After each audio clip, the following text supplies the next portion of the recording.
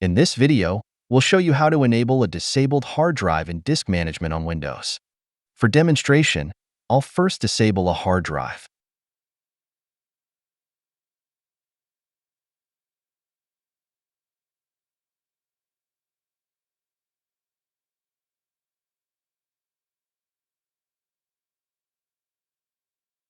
As you can see, the hard drive is now disabled and has disappeared from both Windows Explorer and the disk management tool.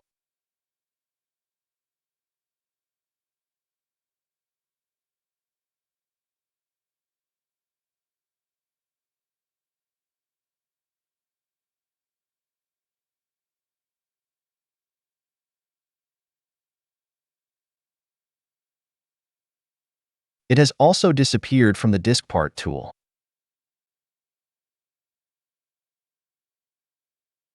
If you want to re-enable the disk but don't see it in disk management, here's what to do.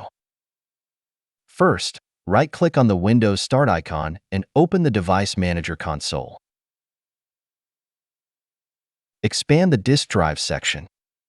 Right-click on the disabled disk and select Enable Device. As you can see, the hard drive has now been successfully re-enabled.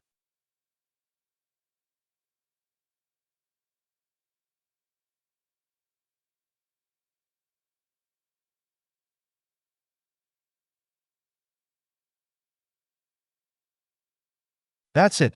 Thanks for watching. Don't forget to like and subscribe, and see you in next videos.